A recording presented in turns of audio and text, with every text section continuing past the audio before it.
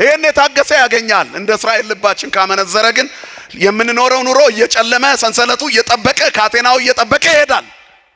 ምሬታችንን በዛው ልክ ይሆናል። የመሳለሚያ ሰዓት ያሳጣናል ሰይጣን።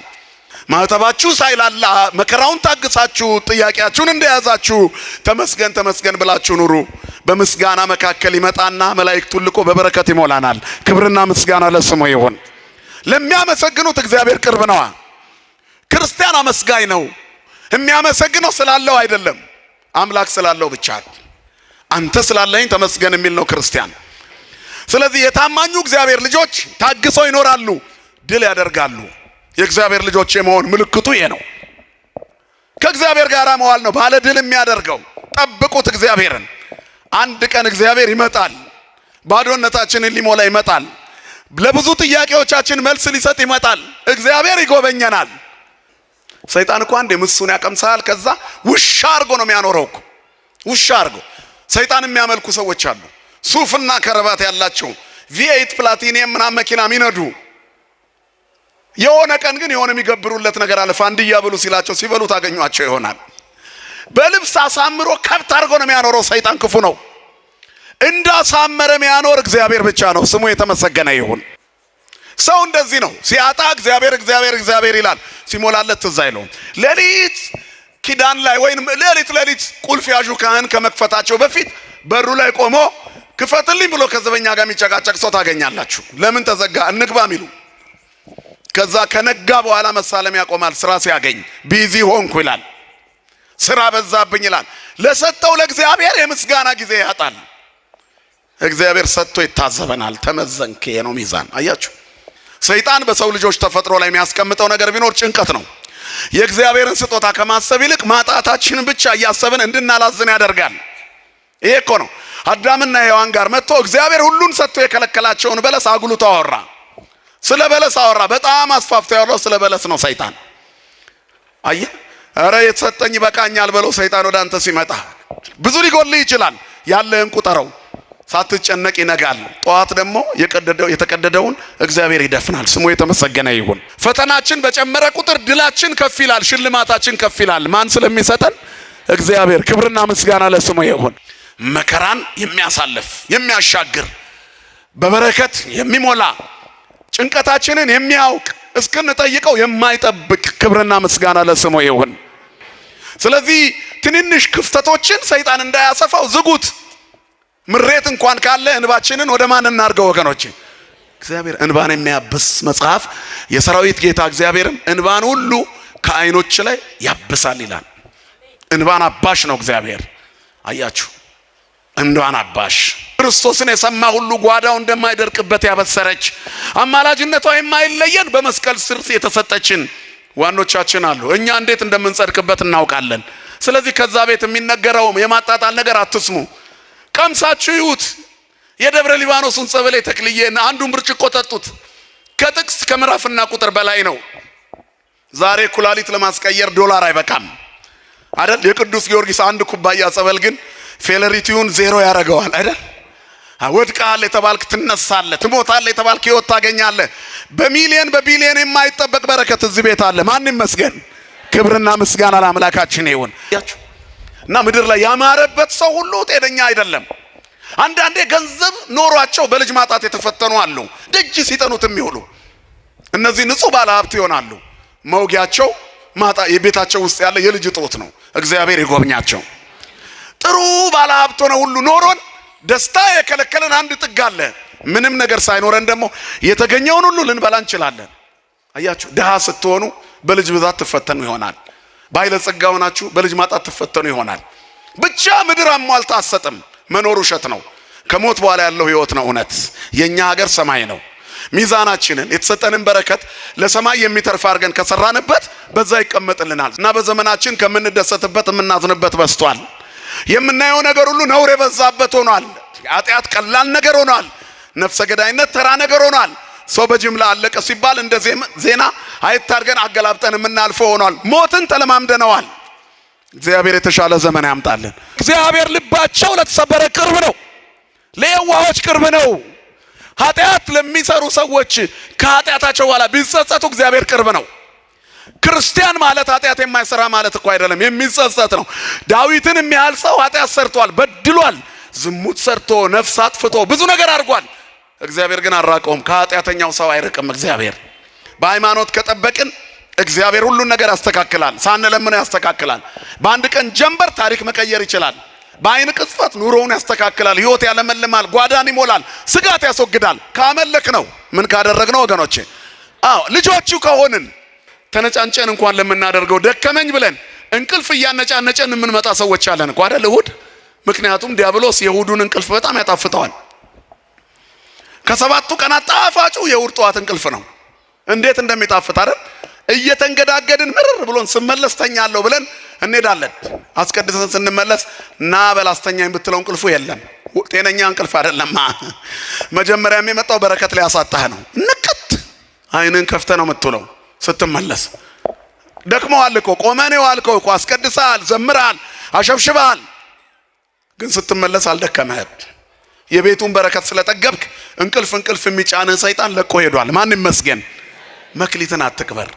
የሰንበትን ሌሊት በቤተ መቅደሱ ና፣ እግዚአብሔር ካንተ ጋር ይሆናል። ነይ መቅደሱ የሚባል ባለ ሀብት አመድ ላይ ሲንከባለል ተገኘ። ነጭ አህያ ሲጋልብ ተገኘ አይደል? እንደዚህ ሲያደርግ ተገኘ። ቆሻሻ ሲበላ ተገኘ። ካልበላ ጠዋት ሱፍ ለብሶ አይታይማ። ሰይጣን ውሻ አርጎ አሳድሮ ጠዋት ቀባብቶ በቪኤት መኪና ያንሸራሽራል። ሁሉም ባለቪኤቶች ሰላቢ ናቸው እያልኩ አይደለም፣ ይቅርታ ይደረግልኝ። አሁን እኔና እናንተ ደስ ሲለን አሸብሽበን ደስ ሲለን እየደነስንበት የቲክቶክ እንትናችንን የምናስፋፋበት አይነት መስቀል አይደለም። የመዝሙር ብቻ መስቀል፣ የቅዳሴ ብቻ መስቀል፣ የምርቃት ብቻ መስቀል፣ ትልቅ መስቀል አንገቱ ላይ ቆሞ የሚራገም ሰው አለ እኮ አይደል? ጠዋት እርግማን ከሰዓት በአንድ ቀን ውስጥ ቅዳሴ ላይ ራሳቸውን ሰልፊ ተነስተው ዛሬ በቅዱስ ጊዮርጊስ ቤተክርስቲያን ጥሩ ጊዜ ያሳለፍን ያከበረን አምላክ ይክበር ምናምን ይሰራሉ።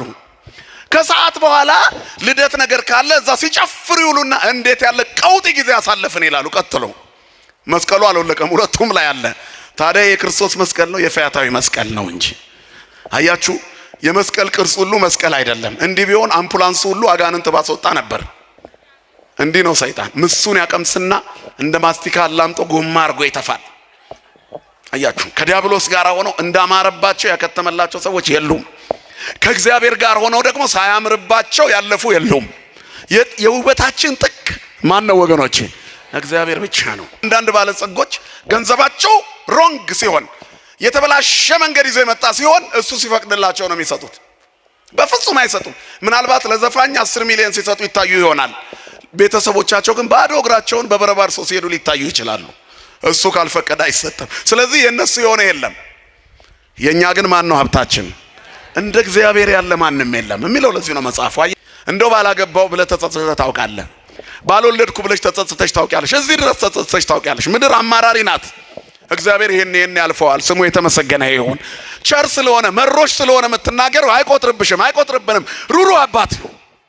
አያችሁ፣ ይሄን ነገር ባላደረግኩት ብላችሁ እናውቃለን። በልተን ባልበላው፣ ለብሰን ባልለበስኩ፣ ባልገዛው ይሄን ልብስ ቤት ባልሰራው ብለን እናውቃለን። እግዚአብሔርን ባላመለክኩት ብለን እናውቃለን።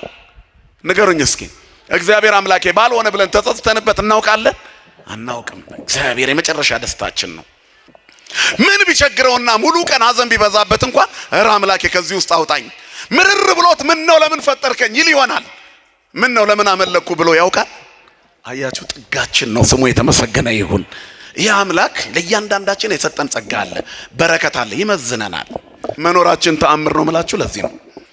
ቤት አተን፣ የምንበላው አተን፣ የምንለብሰው አንድ አይነት ልብስ አመት ሙሉ ለብሰን ግን በጤንነት አለን። ማን ስላለ ከኛ ጋራ? ይሄ ትልቅ ሚዛን ነው። በዚህ ግን አመስግነነዋል ወይ? የሌላ ሰው እያየን እንመኛለን እንጂ ከትልልቆቹ ፎቅ ውስጥ ብዙ ሰቆቃ አለ። ቤቱ ውስጥ እንባ የሌለበት ሰው የለም። ሰው ገንዘብ ስላለው እንባው ይቋረጣል እንዳትሉ፣ ጭንቀቱ ይቋረጣል እንዳትሉ። ገንዘብ እንቅልፍን እንጂ አልጋን እንጂ እንቅልፍን አይገዛም። የእንቅልፍ መድኃኒት እንኳን ብትውጡ አልጋችሁ ላይ አትገኙም። ቅዠቱ ትራስ አስፈልቶ መሬት ላይ ነው የሚያገኛችሁ። በዛው ልትሄዱም ትችላላችሁ። ሰው የሚያርፈው ማንን ሲይዝ ብቻ ነው። የሚጠይቀን ቀን አለ። ብዙ ጊዜ ያጣነውን ብቻ እናስባለን እንጂ ካጣነው ያገኘነው ይበዛል። እዚህ መቀመጣችን እኮ ተአምር ነው። ዓለም የደገሰልንን ሴራ አስቡ። ኑሮውን አስቡት። አሁን ያለንበትን የኑሮ ውድነቱ የሚደረገው ጫና ኢኮኖሚካሊ በትውልዱ ላይ እየተደረገ ያለው ቀንበር ምድር ላይ ሰው እንዲኖር የታሰበው ሁሉ አይመስልም። ግን መድኃኔዓለም ያኖረናል። ቴቄል እንደ እግዚአብሔር ፈቃድ የምንማማርበት የትምህርታችን ርዕስ ቴቄል በሉ እስኪ ሁላችሁ። ተመዘንክ ቀለህም ተገኘህ ማለት ነው። እግዚአብሔር መዛኝ ነው። ይፈትናል፣ ይለካል። ሁሉም ሰው የተሰጠው ጸጋና በረከት አለው። የእግዚአብሔር ሚዛን ውስጣችንን ይለካል። ሰው ፊትን ያያል። ፊትን ነው የሚመዝነው። አኗኗር ነው የሚያየው። ሁኔታን ነው የሚያየው። የሰው ሚዛኑ የተለያየ ነው። ማዳኑም ከንቱ ነው። እግዚአብሔር ግን ሚዛኑ ልክ ነው። ማዳኑም ዘላለማዊ ነው።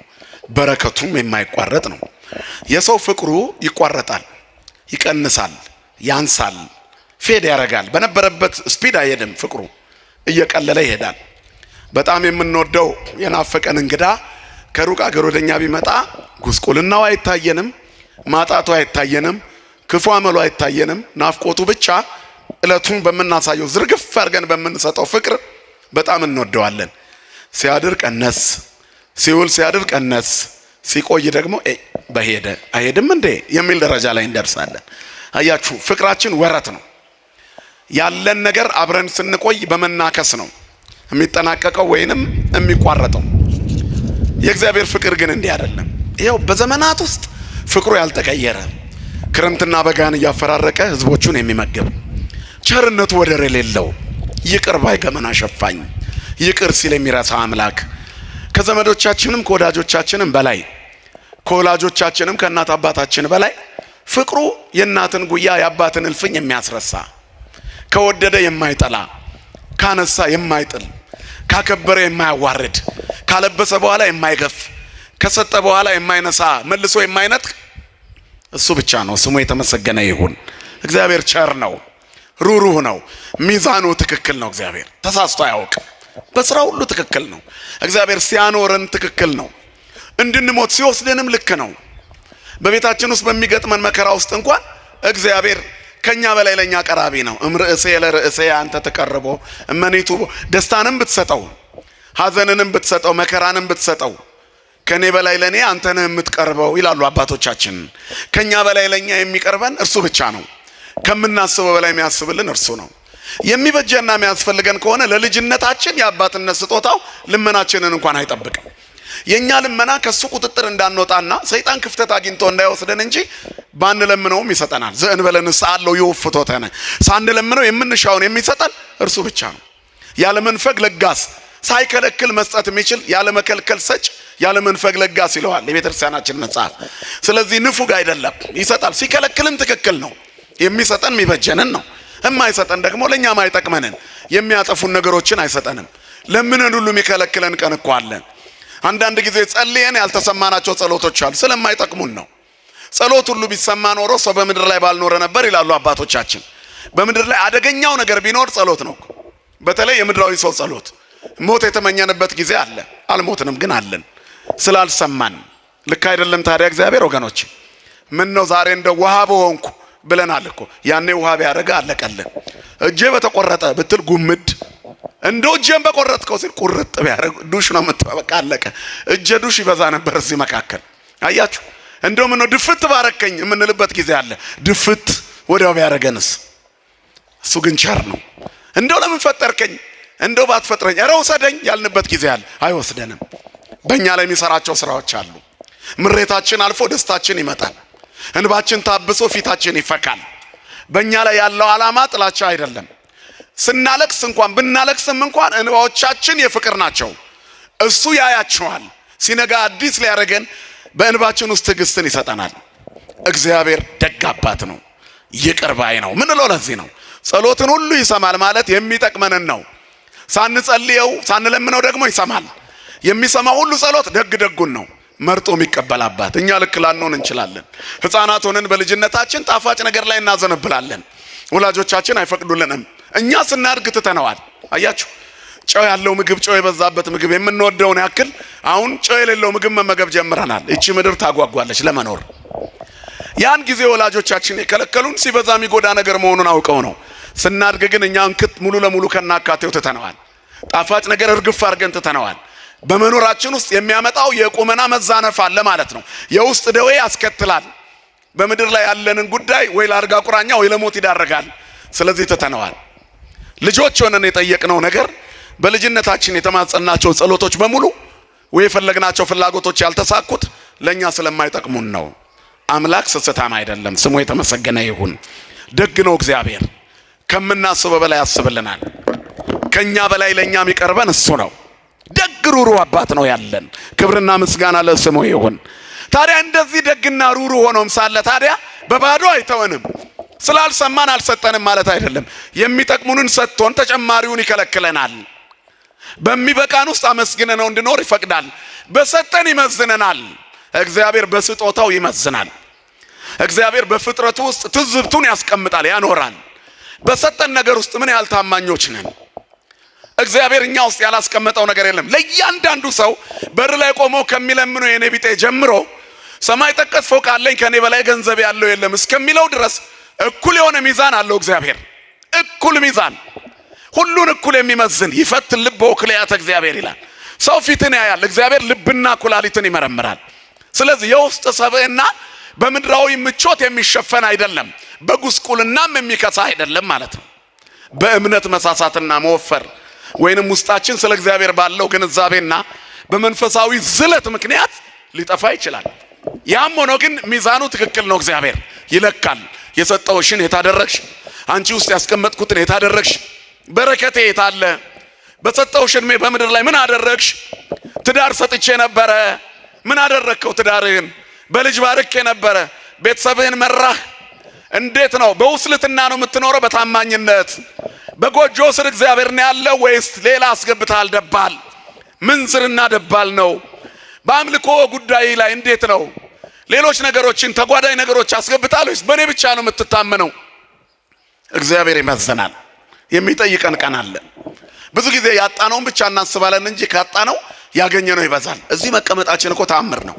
ዓለም የደገሰልንን ሴራ አስቡ፣ ኑሮውን አስቡት። አሁን ያለንበትን የኑሮ ውድነቱ የሚደረገው ጫና ኢኮኖሚካሊ በትውልዱ ላይ እየተደረገ ያለው ቀንበር ምድር ላይ ሰው እንዲኖር የታሰበው ሁሉ አይመስልም።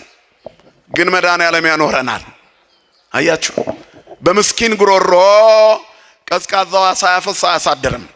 የከፈተውን ጉሮሮ ሳይዘጋ ነገሩኝ እናቶቼ አያድርም። እኛ እንሰጋለን እንጂ የእምነታችን መሳሳት ዓለም የኑሮ ውድነቱ ሰማይ ቢሰቅለው እንኳን ለነሱ ሌላ ሚዛን ሰጥቶ እኛን በዚያ ውስጥ ያኖረናል። መኖራችን ተአምር ነው የምላችሁ ለዚህ ነው።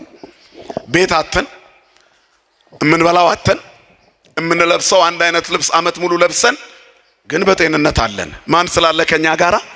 ይሄ ትልቅ ሚዛን ነው። በዚህ ግን አመስግነነዋል ወይ? የሌላ ሰው እያየን እንመኛለን እንጂ ከትልልቆቹ ፎቅ ውስጥ ብዙ ሰቆቃ አለ። እቤቱ ውስጥ እንባ የሌለበት ሰው የለም። ሰው ገንዘብ ስላለው እንባው ይቋረጣል እንዳትሉ፣ ጭንቀቱ ይቋረጣል እንዳትሉ። ገንዘብ እንቅልፍን እንጂ አልጋን እንጂ እንቅልፍን አይገዛም። የእንቅልፍ መድኃኒት እንኳን ብትውጡ አልጋችሁ ላይ አትገኙም። ቅዠቱ ትራስ አስፈልቶ መሬት ላይ ነው የሚያገኛችሁ። በዛው ልትሄዱም ትችላላችሁ። ሰው የሚያርፈው ማንን ሲይዝ ብቻ ነው። በሰላም ቦቱ ሰክቦ ነውም እስማ አንተ እግዚኦ በተስፋ በአቲትከ አይደርከኒ፣ አንተ በተስፋ በክንድ በፍቅር ታሳድረኛለህና በሰላም ወደ መኝታ ይሄዳለሁ። ባለማይተብ አይቃዥም፣ ባለማይተብ አይፈራም።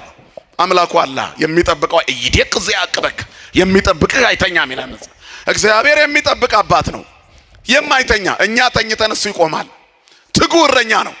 በምስጋና የተፈራ በአምልኮ የከበረ ያልነበረበት ጊዜ የሌለ የማይኖርበት ጊዜ የማይኖር ለቀዳማዊነቱ ጥንት ለዳህራዊነቱ ፍጻሜ የሌለው የዘላለም አባት በጆሮቻችን ውስጥ የመኖር የምስራች፣ የጤናን የምስራች፣ የበረከት የምስራች የሚነግር በትንሿ ቆሎ ውስጥ የምንጠጣውን ውሃ የጤና ምግብ የሚያደርግ ጮማ እየቆረጠ ገንዘቡን ለሐኪም እየቀለበ የሚኖር ስንት አለ መሰላችሁ? ድህነት ቅድስና ነው እያልኩ አይደለም። በምስጋና ውስጥ ግን ስንኖር በምንኖራት ትንሽ ኑሮ ውስጥ ባለብዙ በረከት ያደርገናል። 5 እንጀራና 2 ዓሣ ከአንድ እረኛ ተበድሮ 5 ገበያ ህዝብ ቀለበ። ስንት ተረፈ ንገሩኝ እስቲ? 12 መሶብ ለመድኃኔዓለም ስንሰጠው ትርፉ ብዙ ነው። ብላቴናው 5 እንጀራ ነው የሰጠው፣ የተረፈው 12 መሶብ ነው። ሰው በልቶ በልቶ ጠግቦ ታድሎ ታድሎ አላልቅ ብሎ 12 መሶብ ሙሉ ትርፍ አለ። ለእግዚአብሔር ሰጥቶ የከሰረ የለም። እግዚአብሔርን አምልኮ ያፈረ የለም። የማንጸጸትበት ጥጋችን እግዚአብሔር ነው። እንደው ባላገባው ብለህ ተጸጽተህ ታውቃለህ? ባልወለድኩ ብለሽ ተጸጽተሽ ታውቂያለሽ? እዚህ ድረስ ተጸጽተሽ ታውቂያለሽ? ምድር አማራሪ ናት። እግዚአብሔር ይሄን ያልፈዋል። ስሙ የተመሰገነ ይሁን። ቸር ስለሆነ መሮሽ ስለሆነ የምትናገረው አይቆጥርብሽም፣ አይቆጥርብንም። ሩሩ አባት ነው። አያችሁ፣ ይሄን ነገር ባላደረግኩት ብላችሁ እናውቃለን። በልተን ባልበላው፣ ለብሰን ባልለበስኩ፣ ባልገዛው ይሄን ልብስ ቤት ባልሰራው ብለን እናውቃለን። እግዚአብሔርን ባላመለክኩት ብለን እናውቃለን? ንገሩኝ እስኪ። እግዚአብሔር አምላኬ ባልሆነ ብለን ተጸጽተንበት እናውቃለን? አናውቅም። እግዚአብሔር የመጨረሻ ደስታችን ነው። በቃ እግዚአብሔርን ፈልጉት። ምን እስዎ ለእግዚአብሔር ወተጸነው ነው አይደል? እግዚአብሔርን ፈልጉት ትጸናላችሁ። ጽናታችን ነው እግዚአብሔር። የማንጸጸትበት ጥግ በዚህ ዓለም ላይ በሁሉም ነገር ትጸጸታላችሁ። በመፈጠራችሁ ባልተፈጠርኩ ብለን ተጸጽተን እናውቃለን። አያችሁ፣ ግን እግዚአብሔርን ባላመለክኩት ብለን እናውቃለን? እግዚአብሔር አምላኬ ባልሆነ ብለን እናውቃለን? ንገሩኝ። እንደምን አመሻችሁ? እናውቃለን ወይ? ማንም ሰው አያውቅም። አያችሁ፣ መተው መብቱ ነዋ። ማምለክ ማቆም ትችላለህ። ወደ ኋላ መመለስ ይቻላል። ገሃነም ይጠብቃል፣ ሲኦል ይጠብቃል። ጸጸት አያስፈልገውም። እግዚአብሔርን ግን በማምለኩ እያመለከው የተጸጸተ ሰው የለም። ምን ቢቸግረውና ሙሉ ቀን ሐዘን ቢበዛበት እንኳን እረ አምላኬ ከዚህ ውስጥ አውጣኝ፣ ምርር ብሎት ምን ነው ለምን ፈጠርከኝ ይል ይሆናል። ምን ነው ለምን አመለኩ ብሎ ያውቃል። አያችሁ፣ ጥጋችን ነው። ስሙ የተመሰገነ ይሁን። ይህ አምላክ ለእያንዳንዳችን የሰጠን ጸጋ አለ፣ በረከት አለ፣ ይመዝነናል። በመጨረሻው ዘመን የምንጠየቀው ጥያቄ አለ። አሁን በምድር ላይ ባለው ኑሮ ውስጥ በዚህ ሰዓት በሰማይቱ ደጅ ላይ ያንቀላፉ ሰዎች አሉ። ደዌ ሳይዛቸው ምንም ነገር ሳይጎድላቸው የእረፍት ሰዓታቸው ነው። ለወንጌል የደከማቸው ሰዎች አሉ። ይሄ ሚዛን ነው። ቴቄል ይላል፣ ተመዘንክ ይላል። ቀሎ ከመገኘት መድኃኔዓለም ይሰውረን። የታሪኩ ባለቤት የናቡከደነጾር ልጅ ብልጣሶር ይባላል። ናቡከደነጾር ዓለምን እንደ ሰም አቅልጦ እንደ ገል ቀጥቅጦ የገዛ ፍጹም አምባገነን መሪ ነበረ። የእስራኤል ኃጢአት አላውያኑን ከፍ አደረጋቸው። በምንኖርበት ኑሮ ውስጥ አለቆቻችን የሚጠነክሩብን በእኛ ኃጢአት ምክንያት ነው። እግዚአብሔር እንደ ቄጠማ ማርገፍ ይችላል። አያችሁ፣ እኛ በጠነከርን ቁጥር አገዛዝ ይጠነክርብናል። እኛ ከሱ በራቅን ቁጥር በምድራውያን ቁጥጥር ስር ሆነን እንወድቃለን። እስራኤል እንዲህ ነበሩ። ለእግዚአብሔር የመገዛት መንገዳቸው ሲላላ አላዊ መንግስት ያዝባቸዋል። ይወረራሉ፣ ይዘረፋሉ፣ ይመታሉ። በጣም ብዙ ጊዜ የእስራኤል ሕይወት ይሄ ነው። ትንሽ ሲያገኙ እግዚአብሔር በሰጣቸው እንጀራ ጣዖት ያመልካሉ። እግዚአብሔር በሰጣቸው ገንዘብ ይታበዩበታል። በዚህ ዘመን ያለነው እኛም እንደዚሁ ነን። ስራ ፍለጋ እንንከራተታለን፣ እንለምነዋለን እግዚአብሔርን። ከዚህ ኑሮ አውጣኝ፣ እንደው ያለውበት ኑሮ መሮኛል እንለዋለን። ለሰማዩ ያዘጋጀን አምላክ የምድሩንም በረከት አይነሳንም። ስለዚህ ከበረከቱ፣ ከረድኤቱ፣ ከጸጋው፣ ከቸርነቱ ይሰጠናል። ክቡር አባታችን እየመጡ ነው። ተነስታችሁ ቁሙና ተቀበሏቸው።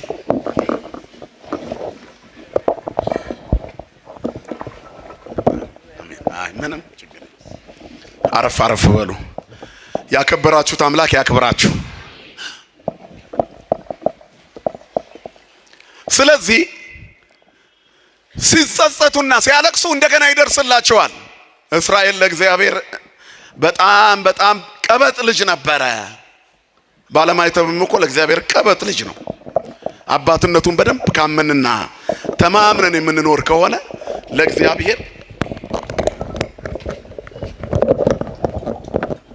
ለእግዚአብሔር ቀበጥ ልጆች ነን።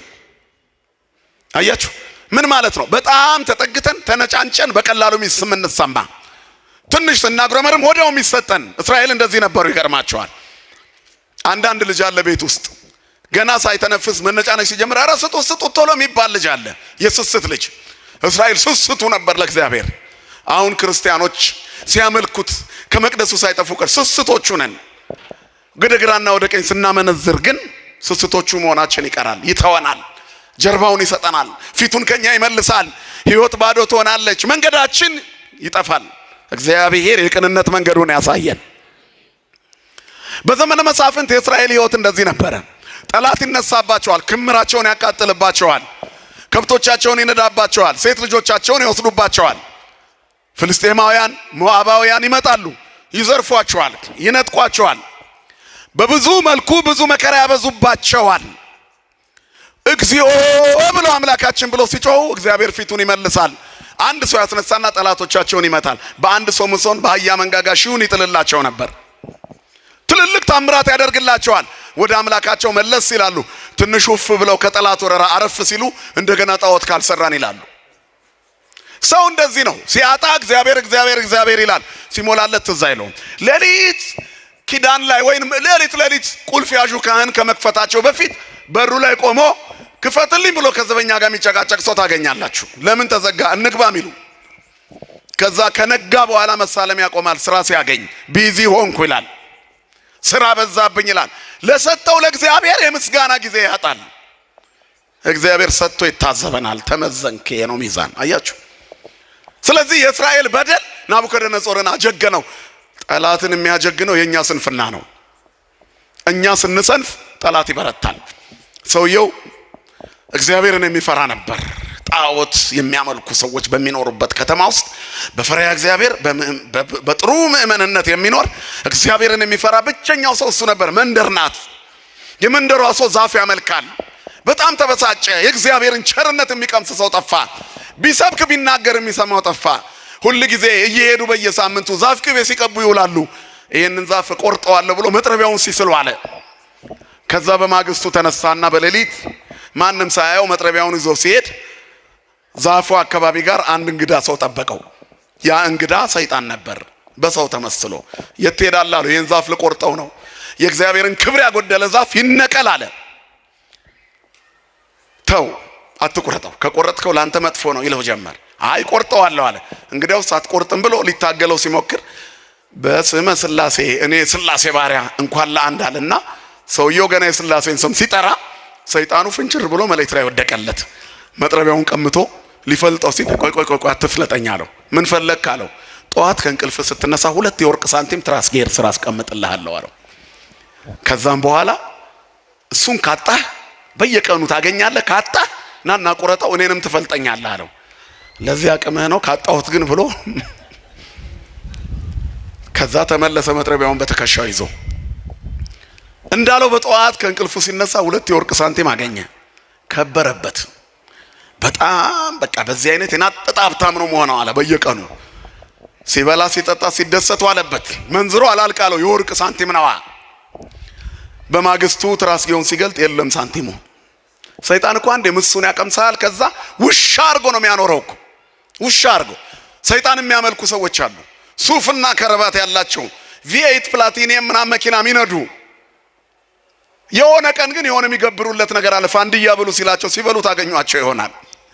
በልብስ አሳምሮ ከብት አርጎ ነው የሚያኖረው። ሰይጣን ክፉ ነው። እንዳሳመረ የሚያኖር እግዚአብሔር ብቻ ነው። ስሙ የተመሰገነ ይሁን።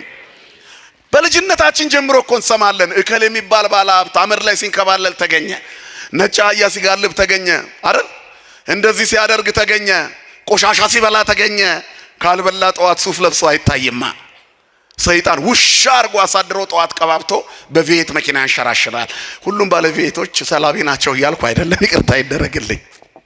በዚህ ሁኔታ ከዲያብሎስ ጋር ተዋርሰው የሚኖሩ ሰዎች ግን አሉ። መጽሐፋችን እንደሚናገረው የእግዚአብሔር ልጅ የሰው ልጆች ከሰይጣን ልጆች ጋር ምን አሉ ይላል? ተጋቡ። አያችሁ፣ እግዚአብሔር ከዚህ ይሰውረን። እኛ የእግዚአብሔር ልጆች ነን። የማን ልጆች ነን? የእግዚአብሔር። ሰው ከሰይጣን ጋር ሲፈራረም እንዳማረበት አይኖርም። ውሻ የሚሆንበት ጊዜ አለው። አመድ የሚልስበት ጊዜ አለው። መለስ ሲል ነው ሰው የሚመስለው። እንዲህ አይነት ሰዎች ቤተሰቦቻቸውን እንኳን አይረዱም። አንዳንድ ባለጸጎች ገንዘባቸው ሮንግ ሲሆን የተበላሸ መንገድ ይዞ የመጣ ሲሆን እሱ ሲፈቅድላቸው ነው የሚሰጡት። በፍጹም አይሰጡም። ምናልባት ለዘፋኝ 10 ሚሊዮን ሲሰጡ ይታዩ ይሆናል። ቤተሰቦቻቸው ግን ባዶ እግራቸውን በበረባርሶ ሲሄዱ ሊታዩ ይችላሉ። እሱ ካልፈቀደ አይሰጥም። ስለዚህ የነሱ የሆነ የለም። የኛ ግን ማን ነው ሀብታችን? እንደ እግዚአብሔር ያለ ማንም የለም የሚለው ለዚህ ነው መጽሐፉ። አያችሁ። እና ምድር ላይ ያማረበት ሰው ሁሉ ጤነኛ አይደለም። አንዳንዴ ገንዘብ ኖሯቸው በልጅ ማጣት የተፈተኑ አሉ። ደጅ ሲጠኑት የሚውሉ እነዚህ ንጹህ ባለ ሀብት ይሆናሉ። መውጊያቸው የቤታቸው ውስጥ ያለ የልጅ እጦት ነው። እግዚአብሔር ይጎብኛቸው። ጥሩ ባለ ሀብት ሆነ ሁሉ ኖሮን ደስታ የከለከለን አንድ ጥግ አለ። ምንም ነገር ሳይኖረን ደግሞ የተገኘውን ሁሉ ልንበላ እንችላለን። አያችሁ። ድሃ ስትሆኑ በልጅ ብዛት ትፈተኑ ይሆናል። ባለጸጋ ሆናችሁ በልጅ ማጣት ትፈተኑ ይሆናል። ብቻ ምድር አሟልታ አትሰጥም። መኖር ውሸት ነው። ከሞት በኋላ ያለው ህይወት ነው እውነት። የኛ ሀገር ሰማይ ነው። ሚዛናችንን የተሰጠንን በረከት ለሰማይ የሚተርፍ አድርገን ከሰራንበት በዛ ይቀመጥልናል። ዝግቡ ለክሙ መዝገበ ዘበሰማያት ሀበጻጼ እያማስነው ወይ ይረክቦ ሰራቂ ነው አይደል? ሌባ የማይሰርቀው ብል ነቀዝ የማያበላሸው መዝገብን በሰማያት ለእናንተ አዘጋጁ። ስለዚህ ድሃሙን ባለጸጋሙን ለእግዚአብሔር ራስህን ስጥ። ራስህን ድሃ አስራቱን አያውጣ ተብሎ አልተጻፈም። ለእግዚአብሔር መቅደስ መባ አይስጥ ተብሎ ተጽፏል ወገኖች? አልተጻፈም። ለዚህ ነው እኮ እግዚአብሔር ድሆች ባሉበት መንደር ሰማይ ጠቀስ ካቴድራል ይሰራል። ባለጸጎች መንደር ብቻ አይደለም መቅደሱ ያለው። እንደውም ትንሽ የግቢ ደረጃ ያላቸው ሰዎች ያሉበት አካባቢ ነው በብዙ የበለጸጉና የተዋቡ አብያተ ክርስቲያናት የሚሰሩት። እግዚአብሔር የድሃውን ገንዘብ ተቀብሎ አበርክቶ መመለስ ይችላል። እንደ 5 እንጀራና 2 ዓሣው 12 መሶብ ይመልሳል። ስሙ የተመሰገነ ይሁን። ስለዚህ መስጠት የሚችለውን አምላክ እያመለኩ በበረከት እንደመሞላት ያለ የለም። ሰይጣን ግን አቅምሶ ውሻ ያደርጋል። ይሄ ሰውዬ ያችን 2 ሳንቲም ሲያጣ መጥረቢያውን ይዞ እየሮጠ ሄደ። ጠበቀው ሰይጣኑ። እቆርጠዋለሁ ቃልን አጥፋል የወርቅ ሳንቲሞ የለም አለ። አትቆርጠውም ባክ ተመለስ፣ ከዚህ በኋላ ከኔ ቀምሰሃል መሄጃ የለህም ነው። እንዲህ ነው ሰይጣን። ምሱን ያቀምስና እንደ ማስቲካ አላምጦ ጎማ አድርጎ ይተፋል። አያችሁ፣ ከዲያብሎስ ጋር ሆነው እንዳማረባቸው ያከተመላቸው ሰዎች የሉም። ከእግዚአብሔር ጋር ሆነው ደግሞ ሳያምርባቸው ያለፉ የሉም። የውበታችን ጥግ ማን ነው ወገኖቼ? እግዚአብሔር ብቻ ነው። ስለዚህ ልክ መታገል ሲጀምር ወዲያውኑ ሰይጣኑ በአንድ አፍታ ብድግ አደረገና መጥረቢያውን ቀማው ከሰውየው። ሊመታው ሲል እረ እንደው በእግዚአብሔር ስም አንዴ እኔም ላውራህ አለው። ምን ፈለክ ብሎታል።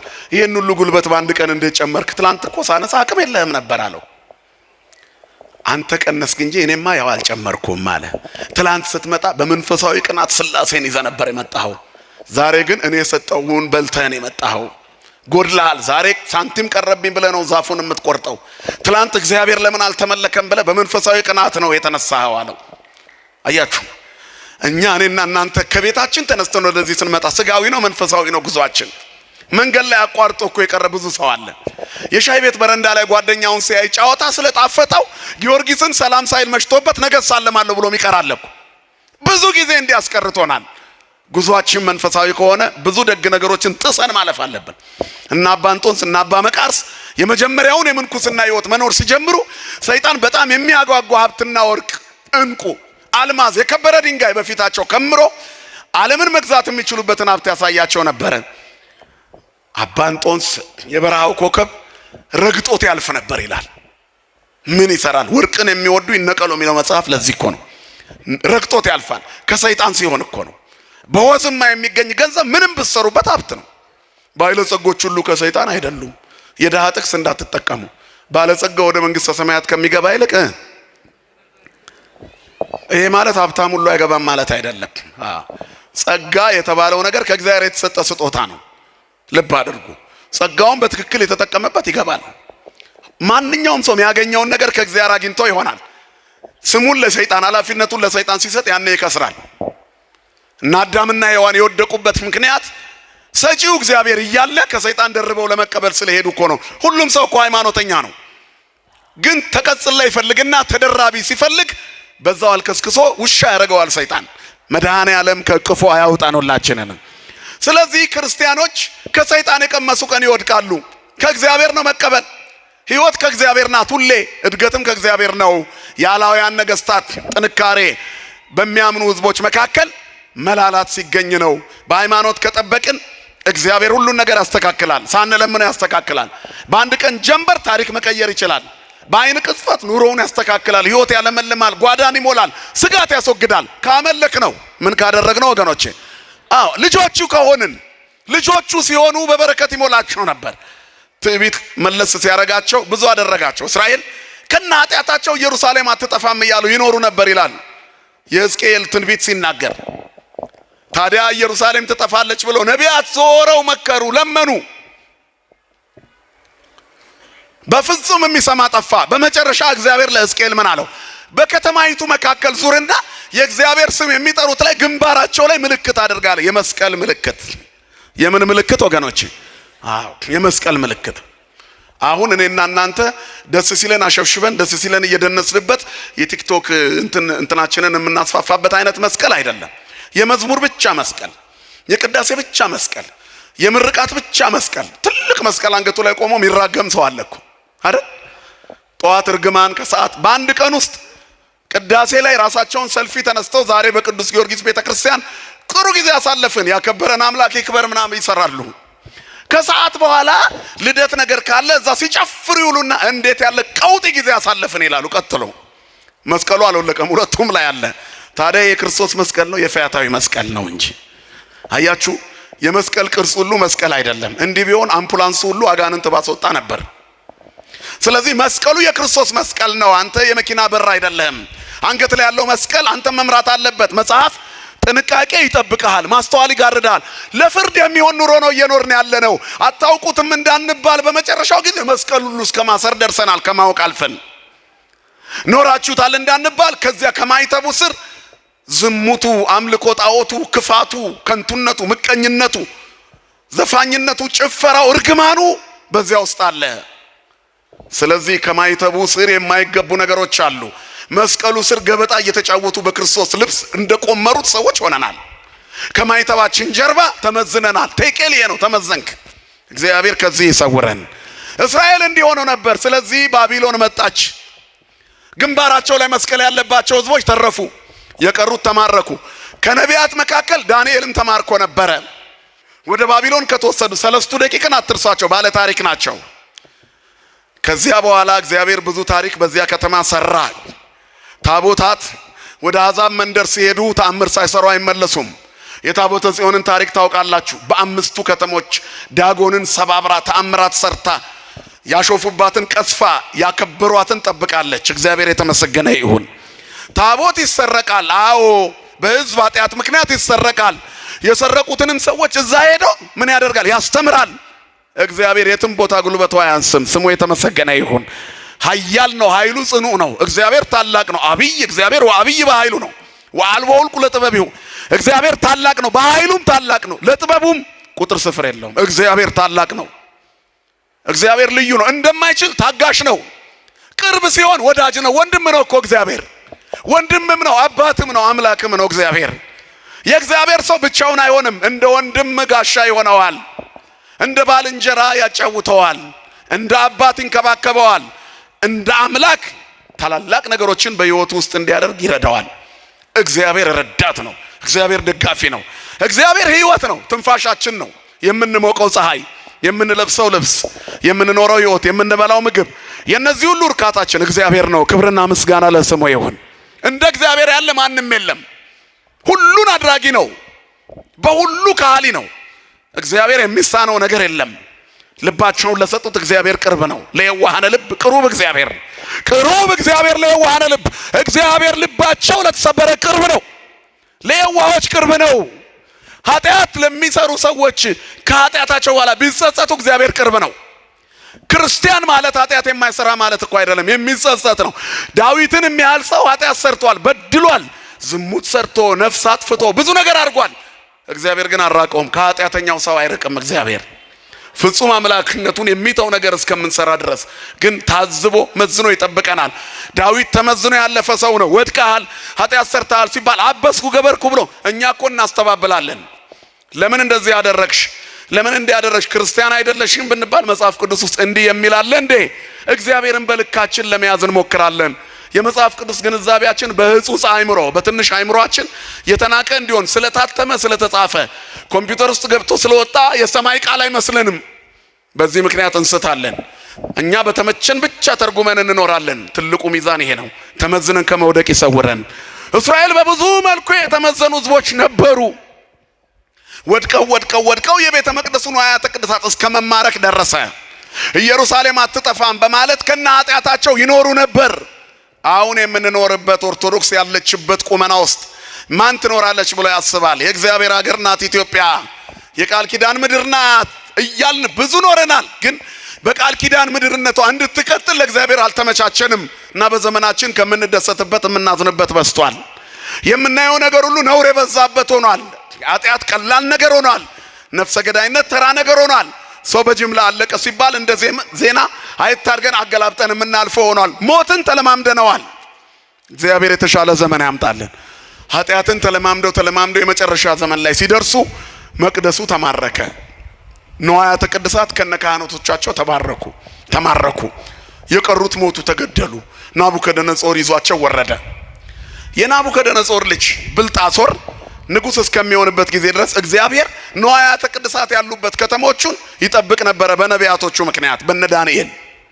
አንድ ቀን ግን ናቡከደነጾር ሁሉን ካደላደለ በኋላ በትልቁ የቤተ መንግስት ሰገነት ላይ ቆሞ ባቢሎንን ተብለጭልጫ ቢያያት እቺ እኔ የፈጠርኳት ናት አለ። ህልም አየ። ህልሙ እንቅልፍ ነሳው። ማን ነው የሚፈታልኝ አለ። ከለዳውያን አስማተኞችና ጠንቋዮች መጡ። ሊፈቱት አልቻሉም። ዳንኤል ተጠራና ፍንትው አድርጎ ፈታው። በእግዚአብሔር ላይ በትዕቢት ተናግረሃል። ሰውነትን በእግዚአብሔር ፊት አላዋረድክም። በትዕቢት ተናግረሃል። እስራኤልን ኢየሩሳሌምን አሳልፎ የሰጠ አንተ ጀግና ስለሆንክ አይደለም፣ የእግዚአብሔር ሕዝብ እንዲማር ነው። እግዚአብሔር ሊቆነጥጠው ነው ሕዝቡን። ሕዝቡ በኃይል የሚመለስበት ቀን አለ። የእግዚአብሔር ግርማ የሚገለጥበት ቀን አለ። አንድ ቀን አለ እናንተ ቤት እግዚአብሔር የሚመጣበት ቀን። ማህተባችሁ ሳይላላ መከራውን ታግሳችሁ ጥያቄያችሁን እንደያዛችሁ ተመስገን ብላችሁ ኑሩ። በምስጋና መካከል ይመጣና መላእክቱን ልኮ በበረከት ይሞላናል። ክብርና ምስጋና ለስሙ ይሁን። ለሚያመሰግኑት እግዚአብሔር ቅርብ ነው። ክርስቲያን አመስጋኝ ነው። የሚያመሰግነው ስላለው አይደለም፣ አምላክ ስላለው ብቻ። አንተ ስላለኝ ተመስገን የሚል ነው ክርስቲያን። ገነት ገባለሁ ስላመሰገንኩት መንግስተ ሰማያት ወርሳለሁ ብሎ አይደለም። ገነትና መንግስተ ሰማያት እግዚአብሔር በፍቅሩና በይቅርታው የሚሰጠን ነው። ሰውነታችን ለሱ ሊሰዋ ስለሚገባ የተፈጥሮን ማንነት ለመጠበቅ ሰው ስለሆንን ማመስገን ግዴታችን ነው። ክርስቲያኖች ልናመሰግን ተፈጥረናል። እግዚአብሔርን ልናመሰግን፣ በፍቅሩ ልንኖር፣ በእቅፉ ልንመላለስ፣ ወዶኛልና አዳነኝ ብለን ፍቅሩ ስለማረከን ስሙ ለዘላለም የተመሰገነ ይሁን። ስለዚህ የእግዚአብሔር ሰው መሆን ማለት አንድን ክርስቲያን ሐሳቡን ከዓለም እይታ ይሰውረዋል። ከዚህ ዓለም የተሰወርን ነን እኛ።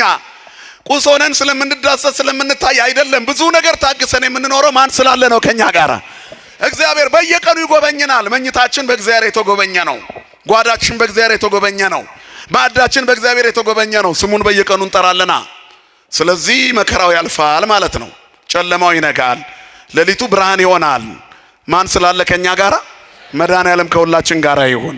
ይሄን የታገሰ ያገኛል። እንደ እስራኤል ልባችን ካመነዘረ ግን የምንኖረው ኑሮ እየጨለመ ሰንሰለቱ እየጠበቀ ካቴናው እየጠበቀ ይሄዳል።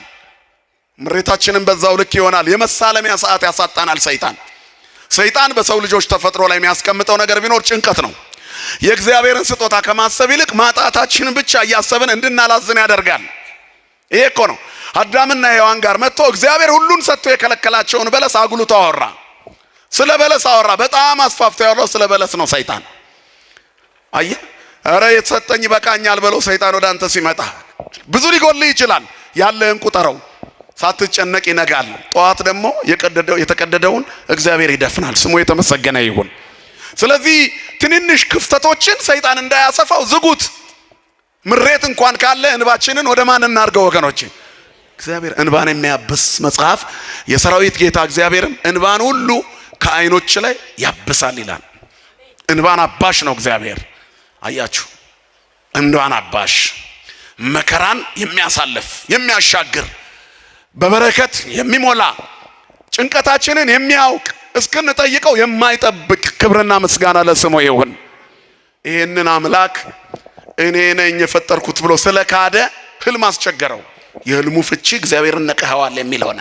ስለዚህ 7 ዓመት አውሬ ትሆናለህ ተባለ። ከአራዊት ጋር ኑሮ ይሆናል። በቤተ መንግስት ፈጣሪ ነኝ ያልከው ሰው ፍጡርነት ምን እንደሆነ እስኪገባ ለ7 ዓመት እንስሳ ትሆናለህ። የባቢሎኑ ንጉስ ዓለምን እንደገል ቀጥቅጦ በዛ ዘመን የነበረችውን የዓለም ክንፍ እንደገል ቀጥቅጦ እንደሰማቅልጦ የገዛው አምባገነኑ እንስሳ ሆነ። የትናንትናው ትልቅ ማምሻውን ወዲያው ተዋረደ። ወዲያው ይላል ጭራ አብቅሎ ጸጉር አውጥቶ ይላሉ አባቶቻችን። ጫካ ገባ፣ ቅጠል መብላት ሆነ፣ እንስሳ ሆነ። ክቡር የነበረ ሰውነቱን ስላዋረደ በእግዚአብሔር መለኮታዊ ክብር ላይ ስለተገዳደረ ወደቀ። ከዛ 7 ዓመት ቆይቶ ወደ ልቡ ተመለሰ። እግዚአብሔር ወደ ልባችን ይመለሰ። የመከራው ዘመን ሲያበቃ ወደ ልቡ ተመልሶ አምላኬ ሆይ ይቅር በለኝ የሁሉ ነገር ፈጣሪ አንተ ነህ ሲል ወደ ሰውነት ተመለሰ። ተመልሶ ዙፋን ላይ ወጥቶ ከብሮ ሞተ። እግዚአብሔር ተዋርደን ከመሞት ይሰውረን። ልጁ ብልጣሶር በሱ ተተካ። እንደ ተተካ ለሺህ መኳንንቶቹ ግብዣ አደረገ። በዓለ ሲመት ማክበሩ ነው በሱ ቤት። ግብዣው ላይ ሚስቶቹንና ቁባቶቹን ሰብስቦ ደስ ባለው ጊዜ ይላል አባቴ ማርኮ ያመጣቸውን የእስራኤልን ንዋያተ ቅድሳት አምጧቸው ከቤተ መቅደስ ከኢየሩሳሌም መቅደስ የመጡትን አለ።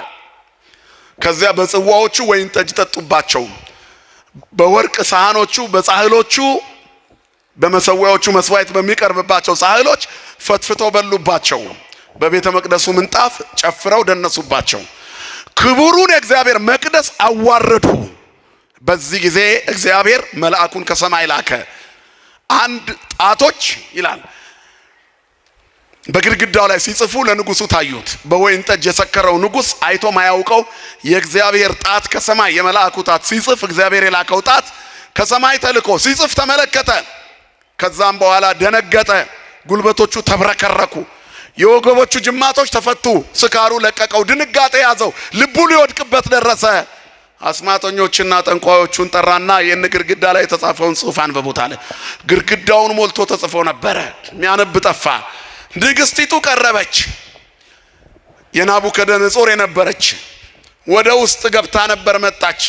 አንተ በግብዣ ፊት ለፊት ካስቀመጥካቸው ከለዳውያን ጠንቋዮች ይልቅ ወደዚህ ግብዣ ያልተጠራ ዳንኤል የሚባል ዕብራዊ አለ፣ እስራኤላዊ፣ እግዚአብሔርን የሚያምን የኢየሩሳሌምን አፈሮች እየበተነ የሚጸልይ ማለት ነው፣ እየነሰነሰ የሚጸልይ።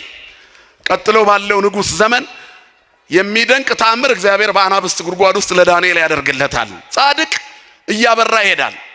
የጻድቅ መንገድ እንደ ንጋት ብርሃን ነው ይላል። ሙሉ ቀን እየተጨመረ ይነጋል። እያደግን እኮ ነው የምንሄደው። ፈተናችን በጨመረ ቁጥር ድላችን ከፍ ይላል፣ ሽልማታችን ከፍ ይላል። ማን ስለሚሰጠን? እግዚአብሔር። ክብርና ምስጋና ለስሙ ይሁን። ትልቁ መከራን መታገስ ነው። የክርስቲያን ብጽዕናው መከራ መታገስ ነው አይደል? በመከራ የሚጸና ብፁዕ ነው ይላል መጽሐፍ። ብፁዕ ብእሲ ዘይቴገሳለ እኪት እሱነ ተመኪሮ ይነሳ አክሊለ ሕይወት ዘአሰፎሙ እግዚአብሔር ለለ ያፈቅርዎ።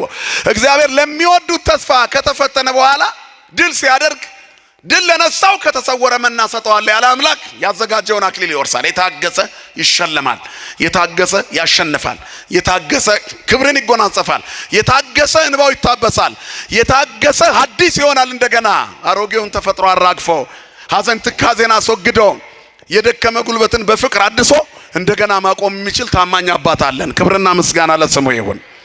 ስለዚህ የታማኙ እግዚአብሔር ልጆች ታግሰው ይኖራሉ፣ ድል ያደርጋሉ።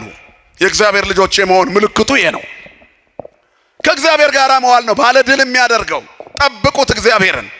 አንድ ቀን እግዚአብሔር ይመጣል፣ ባዶነታችንን ሊሞላ ይመጣል፣ ለብዙ ጥያቄዎቻችን መልስ ሊሰጥ ይመጣል። እግዚአብሔር ይጎበኘናል። በፍጹም የኛ ቤት ውስጥ ሰይጣን አይሰለጥንም። ዲያብሎስ ይተነኩሰን ይሆናል ከይሲ ስለሆነ እንጂ አያሸንፈንም። ድል የምንነሳበት ማይተብ ከኛ ጋር አለ። አምላካችን እግዚአብሔር በፍቅር ይጠብቀን ሁላችንም። ከዚህ በኋላ ዳንኤል ይምጣ ተባለ። ዳንኤል መጣ። ንግስቲቱ አባትን ናቡከደነጾር እንስሳ ሆኖ መጥቶ እንደገና ወደ ቤተ መንግስቱ እንደሚመለስ ትንቢት ነግሮት ተመልሶ ሰው ሆኖ ነው። ያው አንተም እንደምታውቀው ልጁ አይደለህ። ስለዚህ ዳንኤል ይምጣ፣ የአባትን ሕልም ይፈታ፣ ያንተንም ይፈታል። ይህን ጽሑፍ ማንበብ እሱ ይችላል አለ። የሰማይ ጽሑፍ ለማንበብ በምድር የሰማይ ተጠሪ መሆን አለብን። ምስጢራት የሚገባን ኦርቶዶክሳውያን የሰማይ ልጆች ነን፣ የዚህ ምድር ልጆች አይደለንም። ሀገራችን የት ነው ንገሩኝ እስቲ? በሰማይ ነው። አያችሁ፣ እኛ የሰማይ ሰዎች ነን። ለዚህ ነው የሰማይ ወንጌል የሚገባን። ክርስትናውን ሰከን ብለን የምንኖረው ለዚህ ነው። ቤተክርስቲያን ረጋ ብላ ትኖራለች። የማይወረወርባት ድንጋይ የለም። ወርዋሪዎቹን እየነጠረ ይፈነክታቸዋል። እሷ ማንም ላይ ሰንዝራ አታውቅም። የሰነዘሩባት ሁሉ ያልፋሉ አይደል? ጠላቶቿ አመድን ይቅማሉ የሚለው ኢትዮጵያ የምትባለዋ ተዋህዶ ነች። በክብሯ አይኖረች፣ በማይተባ አይኖረች፣ እግዚአብሔርን የሚያመልክ ህዝብ ነው። ኢትዮጵያ ታበጽደው ያ በእግዚአብሔር ኢትዮጵያ እጆቿን ወደ እግዚአብሔር ትዘረጋለች ማለት ሀገሪቱ ማለት ህዝቦች ናቸው። እግዚአብሔርን እያመለኩ በኢትዮጵያዊ ውበት የሚኖሩት ደግሞ የተዋህዶ ልጆች ናቸው። ክብርና ምስጋና ለአምላካችን ይሁን። ብንጸናና ምንጠብቅ እግዚአብሔር የተሻለ ያደርጋል። አያደርግም? ያደርጋል። አሁንም እንመለስ፣ ያጎደልነውን እንብላ እንጂ እግዚአብሔር ከኛ ጋር ነው። ሚዛን ላይ ነው ያለው ወንድሜ። ቴቄል ከመባል ይሰውረን። ስለዚህ መጣ ዳንኤል። ከዚያ በኋላ ምን አለ? የወርቅ ማርዳ ባንገቱ ላይ የወርቅ ጉንጉን አንገቱ ላይ ያደርግለታለሁ፣ የወርቅ ልብስ አለብሰዋለሁ፣ መጎናጸፊያ በመንግስቴም ሶስተኛ አደርገዋለሁ። ይሄን የሚፈታ አለ ንጉሱ። ደንግጧል። መንፈሱ አስቸገረ፣ ታወከ፣ መቆም መቀመጥ አቃተው። ከዛ መጣ ንጉሶች ሽልማቱ ስጦታ ላንተ ይሁን። እግዚአብሔር ስለፈቀደ ግን ይሄ በዕብራይስጥ የተጻፈውን ጽሑፍ ሰማያዊ ንባብ እኔ አነብልሃለሁ። የሰማይ ምስጢር እኛ ነን የምናነበው። የተክለ ሃይማኖት ልጆች እኛ ኦርቶዶክሳውያን ይገባናል። ጻድቁ እንዴት ብሎ የእግዚአብሔር መንግስት እንደወረሱ ይገባናል። የምናኔው ምስጢር ለሌላው ተረት ሊሆን ይችላል፣ ለኛ ይገባናል። አታስረዳው፣ ተወው። ላይገባው ይችላል። የጻድቁ ታምር ላይገባው ይችላል። እሱ ባመነበት በራሱ መስፈርት መኖር ይችል ነበር፣ ግን አይደለም። ሃይማኖቱ ሳይሆን ቢዝነስ ውስጥ ስላለ ማጣጣል አለበት። እንደ ንግድ ያስበዋል። ይሄ ቤት ግን የንግድ ቤት አይደለም፣ የበረከት ቤት ነው። ይሄ ቤት የሰማይ ነፍሳት መሰብሰቢያ ቤት ነው። ይሄ ቤት የሰማዩን እንጀራ ከሰማይ የወረደውን የሕይወት እንጀራ ክርስቶስን ተመግቦ ሰው ወደ ሰማይ የሚወጣበት መሰላል የተተከለበት ቤት ነው። ከኢትዮጵያ ሰማይ ስር ያሉት ቅዱሳን በሙሉ ኦርቶዶክሳውያን ናቸው። መሰላሉን ካህናቱ ይዘውን ከእግዚአብሔር ጋር የሚያገናኙን እነ ቅዱስ ጊዮርጊስ ናቸው። ክብርና ምስጋና ለአምላካችን ለእግዚአብሔር ይሁን። እና አቡነ ተክለ ሃይማኖት እና አቡነ ገብረ መንፈስ ቅዱስ መሰላሉን ይዘውልናል። አይወድቅም መሰላሉ፣ የሰማይ መውጫችን። እነሱን መሰሏቸው፣ እነሱን ተከተሉ፣ በረከታቸውን ያዙ እኮ ነው። ተዘከሩ መኳንንቲክሙ ዘነገሩክሙ ቃለ እግዚአብሔር ወእንዘ ትሬዮሙ ሰናየ ግእዛኖሙ ወሞጻኢቶሙ ተመሰሉ በሃይማኖቶሙ። የኑሯቸውን ፍሬ እያያችሁ በሃይማኖት ምሰሏቸው። ዋኖቻችሁን አስቡ። የኛ ዋኖቻችን እነ ቅዱስ ቂርቆስ ናቸው፣ እነ ቅዱስ ጊዮርጊስ፣ እነ መርቆሬዎስ። አረ ሰማይታቱ ቅዱሳኑ እና አቡነ ገብረ መንፈስ ቅዱስ እና አቡነ ተክለ ሃይማኖት እነ ቅድስት ክርስቶስ ሰምራ እነሱ ናቸው የኛ ዋኖቻችን። ወደ ሰማይ መሰላል እንድንወጣ ድጋፍ ሆነው የያዙን የኛ የዋኖቻችን ዋና ቅድስተ ቅዱሳን ድንግል ማርያም እናታችን ናት። ስሟ የተመሰገነ ይሁን። መድኃኒት ወልዳ ፍጥረትን ከሕመም የታደገች በክርስቶስ የማዳን ስራ ውስጥ ተሳታፊ ሆነች። ዓለምን ለማዳን እግዚአብሔር ከስጋዋ ስጋ ከነፍሷ ነፍስ እንዲነሳ የፈቀደች ይኩነኒ ያለች ዓለም ይኩነኒ እንዲል ያስተማረች ወኩለ ዘይቤለክሙ ግበሩ ብላ የመጀመሪያውን ወንጌል የሰበከች ክርስቶስን የሰማ ሁሉ ጓዳው እንደማይደርቅበት ያበሰረች አማላጅነቷ የማይለየን በመስቀል ስር የተሰጠችን ዋኖቻችን አሉ። እኛ እንዴት እንደምንጸድቅበት እናውቃለን። ስለዚህ ከዛ ቤት የሚነገረው የማጣጣል ነገር አትስሙ።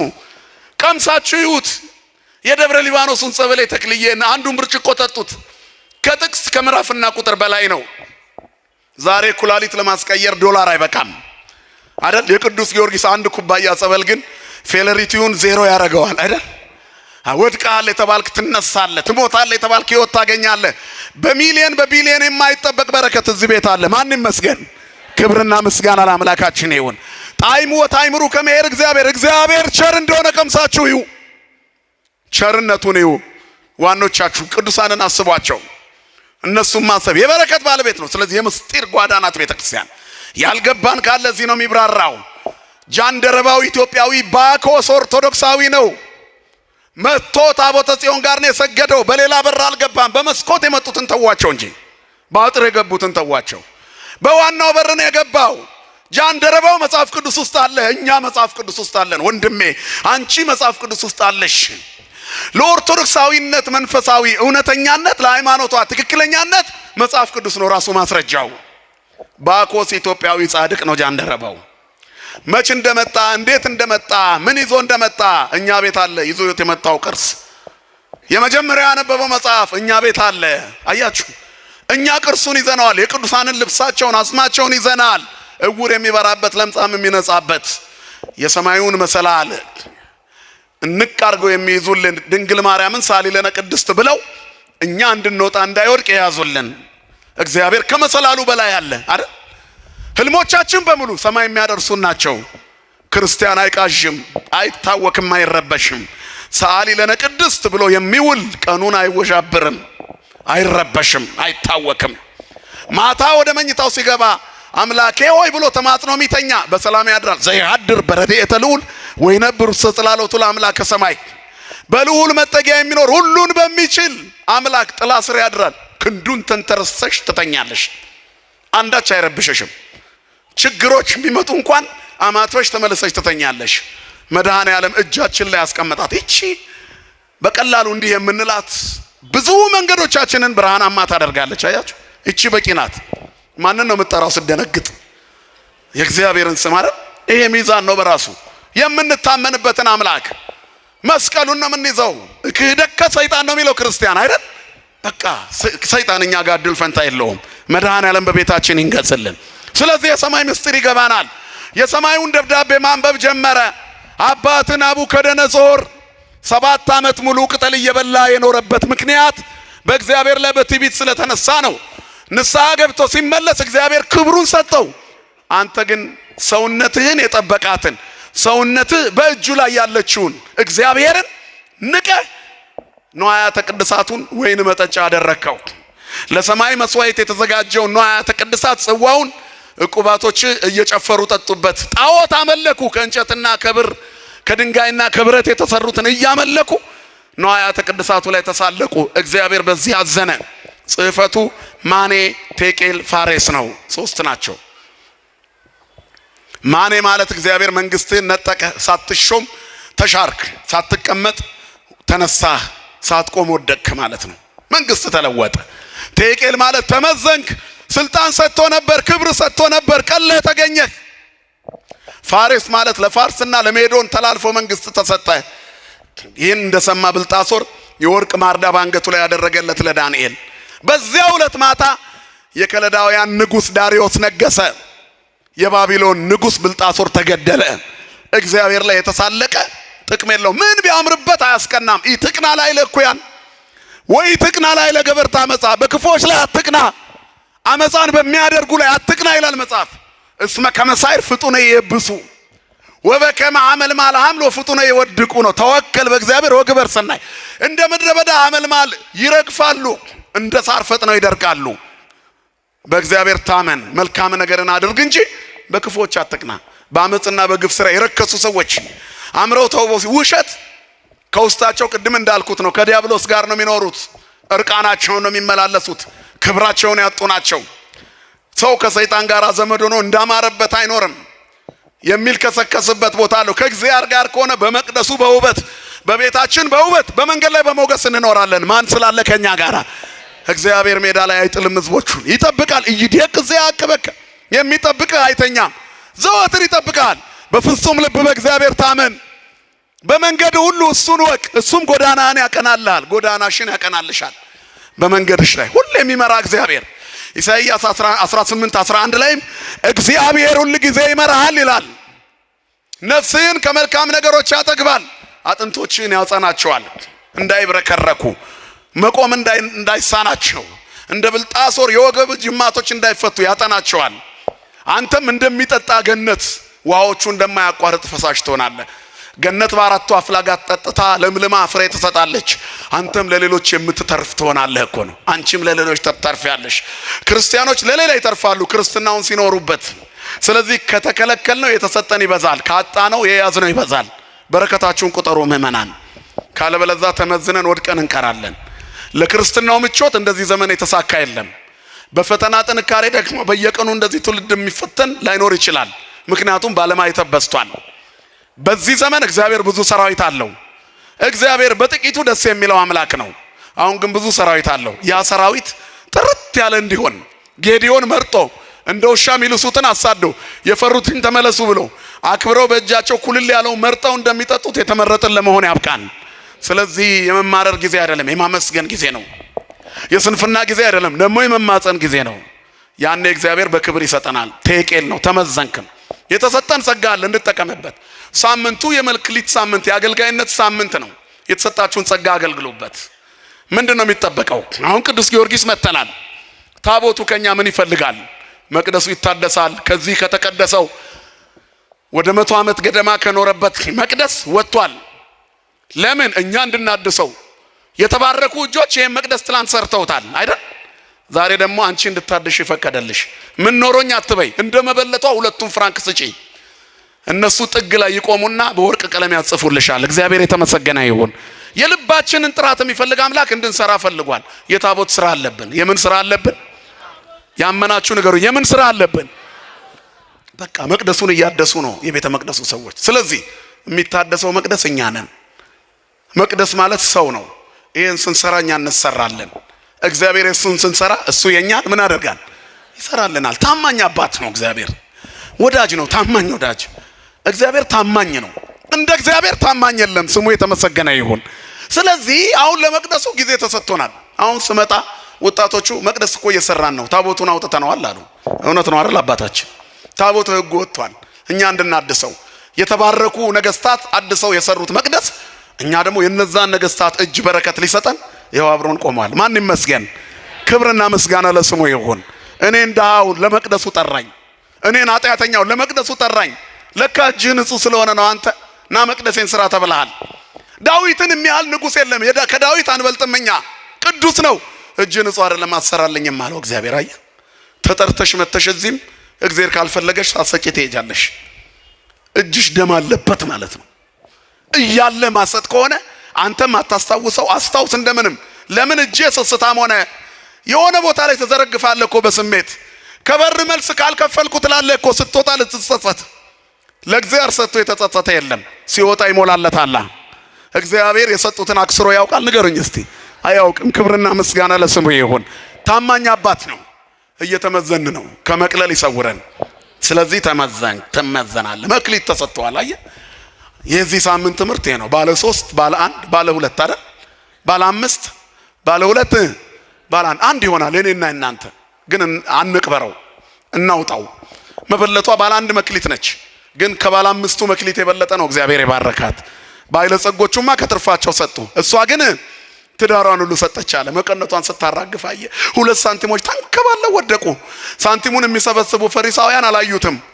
ወገብ ተፈቶ፣ መቀነት ተፈቶ፣ ቋጠሮው ተፈቶ ውርውር ሲደረግ በንጹህ ልብ እየተሰገደ እግዚአብሔር ይህን ታውቃለህ ሲባል መድኃኔዓለም በዘመነ ስጋዌ ስጋ ለብሶ ተቀምጦ ነበር ያያል። ከሁሉ አስፈልጣ እሷ ሰጠች አለ። እግዚአብሔር ልብሽን ያያል። በድህነትሽ ውስጥ በኑሮ ውድነት ውስጥ መቅደሴን ስሪልኝ እያለ ነው። ይገርማል። ከስጦታ ሁሉ ትልቁ ከጉድለት ላይ መስጠት ነው። የምስጋና ህይወት እኮ ነው ይሄ። መድኃኔዓለም ይሄን እንድንሰራ ይርዳን ሁላችንን። አትቅበሩት። አንድ ነው የተሰጣችሁ። አንድ የተጣላ ማስታረቅ ሊሆን ይችላል። አንድ ምጽዋት ሊሆን ይችላል። አንድ ራስን መለወጥ ሊሆን ይችላል። ለራስ መብቃት፣ ንስሐ መግባት፣ ስጋው ደግሞ መቀበል፣ ቂም በቀል ማራገፍ፣ ይቅር በላይ ማለት። ክርስቲያን ማለት የማያጠፋ አይደለም፣ የሚጸጸት ነው። ያጠፋል እኮ ክርስቲያን ግን ይጸጸታል። የሚጸጸት አይምሮ ባለቤቶች ነን። ምን ነው ለምን እንዲያደረኩ የምንል። አንድ አባት 2 ልጆች ነበሩት ይላል ወንጌል። ከዛ አባት አንዱ ልጁን ጠራውና ና ልጄ ዛሬ ወደ እርሻ ቦታ ሂድልኝ አለው። አልሄድም አባዬ አለ። ዝም አለው አባቱ። ሌላኛው ልጅ ጠራውና ልጄ ባክ ዛሬ እርሻ ቦታ ሂድልኝ። ኧረ አባዬ ችግር የለም እሄዳለሁ አለ።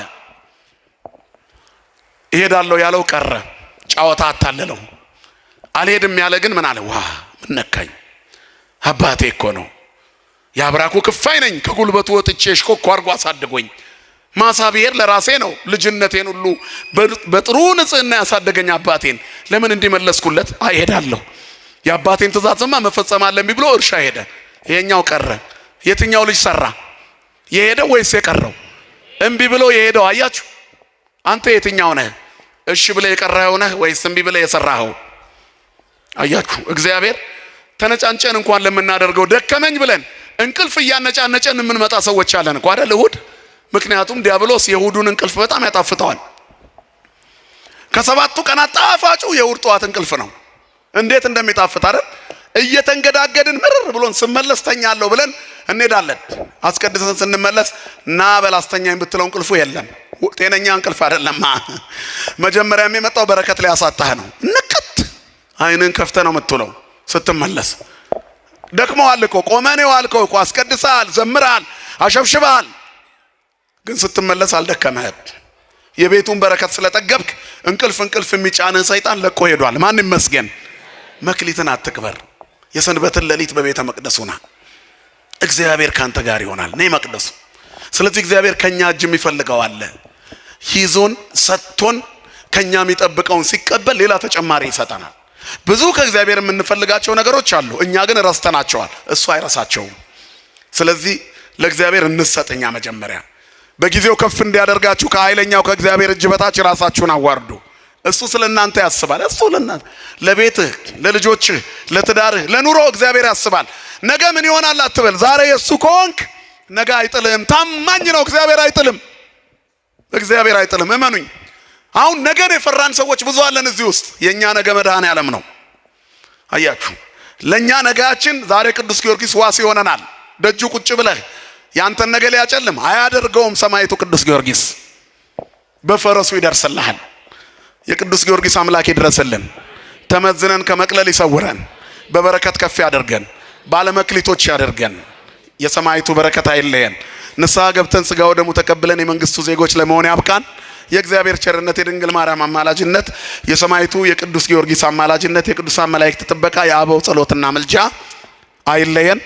ይቆየን። ወስብሐት ለእግዚአብሔር።